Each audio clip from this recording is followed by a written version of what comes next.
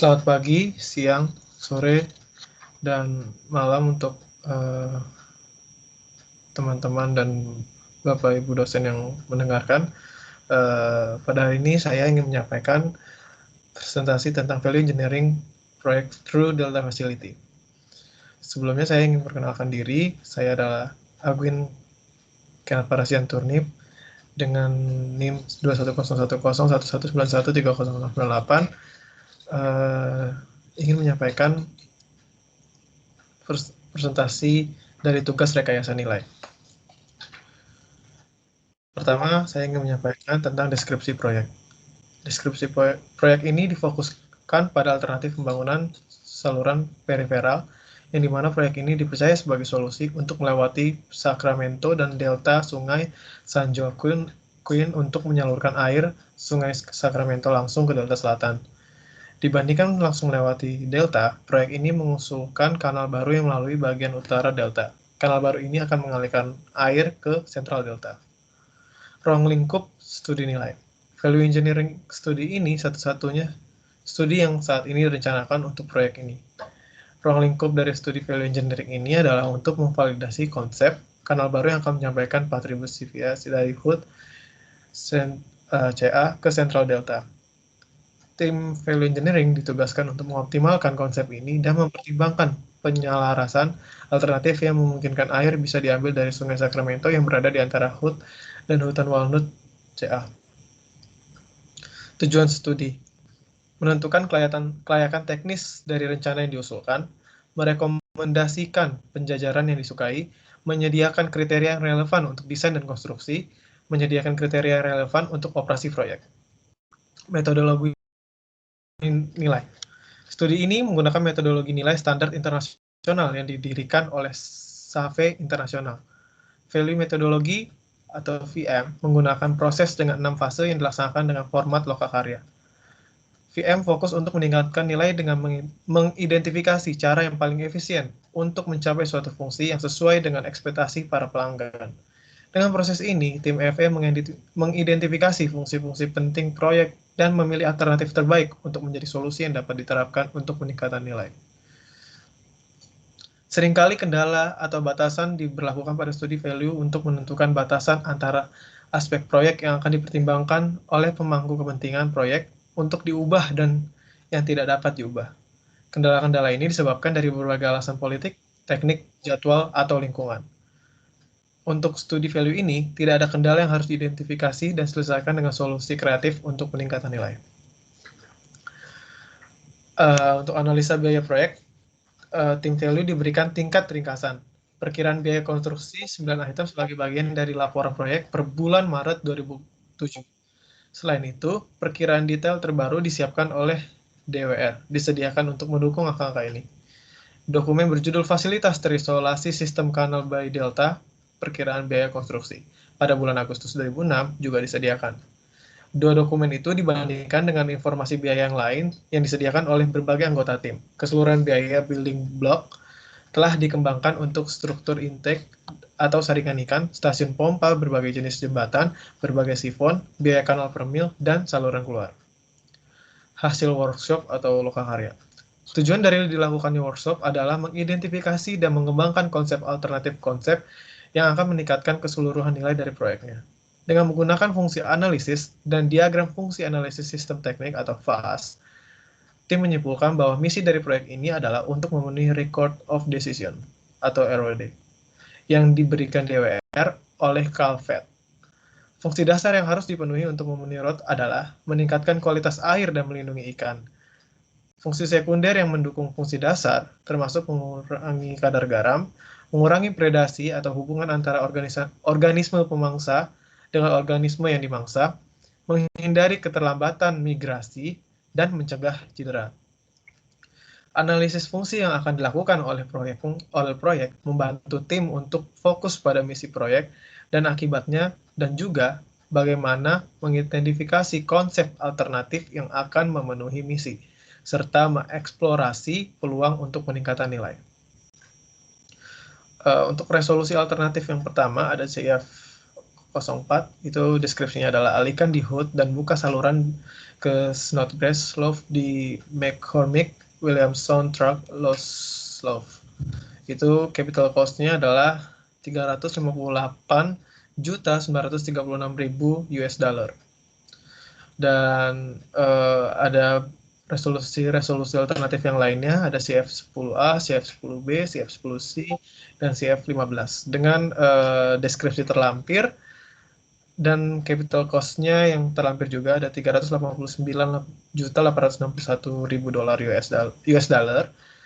Ada 232.566.000 US dollar, 450.431.000 US dollar, dan 316.554.000 US dollar. Berikutnya juga ada CF19, CF38, DF01, dan DF27. Di sini CF19 dibagi dengan 7 segmen, first cost set 1, set 1A, set 2, set 3, set 4, sampai set 6. Dengan lampiran biaya ada di layar.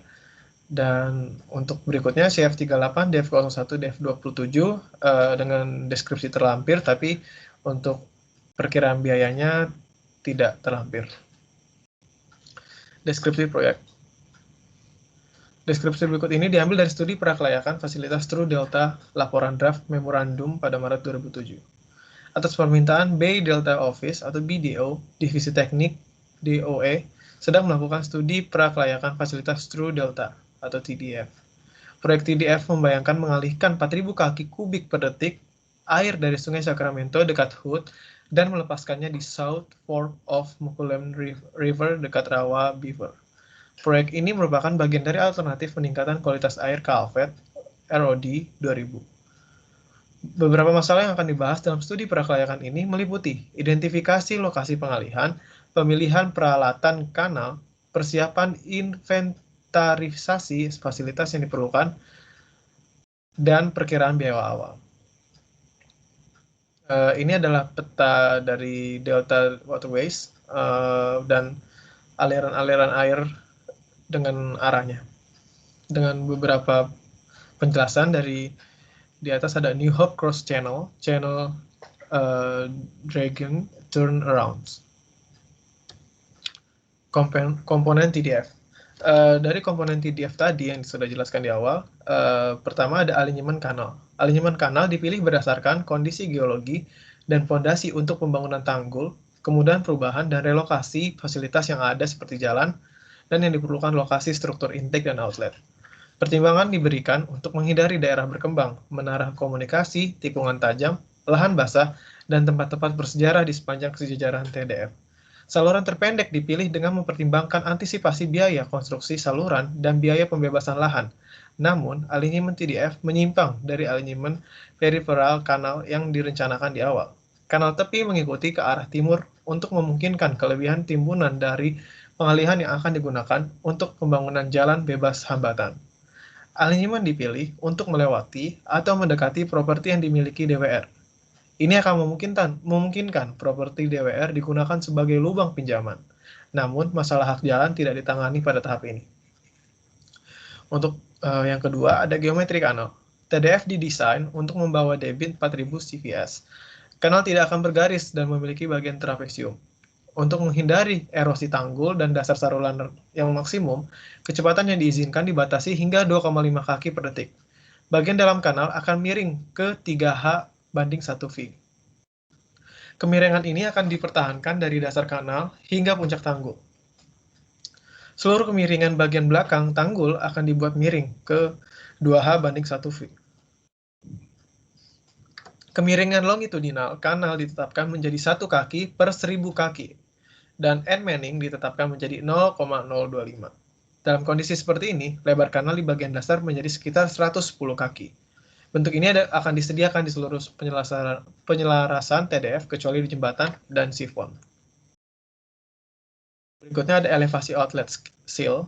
Tujuan utama dalam penentuan elevasi intake seal adalah untuk meminimalkan masuknya sedimen ke dalam kanal serta meminimalkan lebar fasilitas intake. Inversi untuk asupan hulu di HUD ditetapkan ke ketinggian minus 12 kaki. Ini memberikan jarak sekitar 9 kaki antara tingkat dasar sungai rata-rata dan tingkat ambang pintu masuk. Atas tanggul. Bagian atas tanggul kanal TDF akan berada pada ketinggian 30 kaki, dan situs intake dan outlet berada pada ketinggian 10 kaki. Desain ini mencegah air banjir memasuki TDF kanal dan membanjiri pulau-pulau tetangga. Di sisi interior tanggul yang direkayasa akan memiliki kemiringan samping 3H banding 1V, di sisi luar tanggul akan memiliki kemiringan 2H banding 1V. Berikutnya ada fasilitas intake. Fasilitas intake ditempatkan pada bagian lurus Sungai Sacramento, menghindari area arus sekunder. Itu juga terletak di parsel yang dimiliki oleh DWR. Fitur utama dari sistem intake adalah deflektor sampah terapung, jembatan utama, jalan servis, gerbang banjir, rak sampah, sekat ikan, dan saluran bypass, dan pabrik pompa. Rembesan kanal. Elevasi air tanah di daerah tersebut dengan permukaan tanah yang ada, sehingga akan terjadi pertukaran massa antara lapangan dan saluran. Rembesan dari saluran diperkirakan akan berkurang seiring dengan waktu karena pengendapan sedimen di saluran tersebut. Pertama, ada relokasi utilitas. Tidak ada relokasi besar dari utilitas yang ada di sepanjang jalur TDF. Sampai saat ini belum ada informasi rinci untuk kabel bawah tanah atau jaringan pipa gas yang memerlukan relokasi. Berikutnya, dari rembesan kanal ada saluran delta. Untuk mentransfer air ke pabrik pompa negara bagian dan federal, rencana ini menggunakan kanal baru serta delta slope yang ada. Namun, delta slope yang ada akan mengalami aliran yang tinggi untuk jangka waktu yang lama. Hal ini dapat berdampak pada erosi saluran, sedimentasi, dan stabilitas tanggul. Untuk menangani peningkatan aliran di kanal delta, rencana tersebut mungkin memerlukan perluasan Beaver Slough dan South Fork Mokelumne River antara Beaver Slough dan Terminus. Untuk proses value study-nya, pertama ada pre-workshop atau pre-local area. Sebelum memulai loka karya, tim ditugaskan untuk meninjau dokumentasi terkini tentang pengembangan proyek. Ini dilakukan untuk membiasakan mereka dengan rencana proyek dan mempersiapkan mereka untuk mengajukan pertanyaan kepada pemangku kepentingan proyek. Selama presentasi proyek di awal loka karya, banyak informasi latar belakang untuk penelitian ini dihasilkan oleh staf internal DWR. Kegiatan pra-loka karya lainnya termasuk mengkoordinasikan logistik loka karya dan mengkomunikasikannya kepada berbagai peserta, memberikan panduan kepada DWR tentang konten presentasi untuk pengantar proyek, penjadwalan peserta loka karya, dan tugas penugasan untuk memastikan tim siap untuk loka karya. Keempat, mengumpulkan informasi latar belakang yang diperlukan tentang proyek dan memastikan dokumentasi proyek didistribusikan kepada anggota tim. Berikutnya ada workshop FM dari proses value study. Workshop FM adalah sesi intensif di mana rencana proyek dianalisis untuk mengoptimalkan keseimbangan antara persyaratan fungsional dan komitmen sumber daya, terutama biaya modal dan O&M. Rencana kerja FM yang digunakan oleh SFS mencakup pelaksanaan tahapan berikut selama workshop. 1. Tahap informasi, kedua fase analisis fungsi, ketiga fase kreatif, keempat tahap evaluasi, kelima fase pengembangan, dan 6 fase presentasi. Post-workshop. Kegiatan-kegiatan pasca loka karya dari studi nilai ini terdiri dari mempersiapkan laporan studi nilai, berkoordinasi dengan DWR untuk membantu mereka membuat keputusan terkait penerimaan nilai-nilai alternatif. Tak lama setelah loka karya berakhir, laporan pendahuluan kami diserahkan ke DWR untuk ditinjau. Setelah menerima laporan, tim proyek DWR menganalisis setiap alternatif nilai. Berikutnya, ada post-workshop. Hasil studi ini mewakili kesempatan peningkatan value yang bisa direalisasikan pada proyek ini. Berikutnya penjelasan lebih lanjut tentang CF04. Judul dari alternatif peningkatan value dari CF04 adalah alihkan di HUD, buka saluran ke slough dengan pengurangan jejak kaki. Deskripsi konsep original, alihkan 4.000 air dari Sungai Sacramento di HUD dan lepaskan di South Fork dari Sungai Mokelumne di Beaver Slough. Deskripsi konsep alternatifnya adalah mengurangi jejak pengangkutan dan mempersingkat saluran. Pengurangan EC serupa diharapkan pada pompa dengan biaya yang jauh lebih murah. Estimasi total biayanya adalah $358.936.000 US dollar. Berikutnya adalah CF10 dengan judul struktur pengambilan di utara Walnut Grove Lock. si konsep original melibatkan asupan 4.000 CVS di HUD dengan pembuangan ke South Fork dari Sungai Mokelumne dekat Beaver's Love.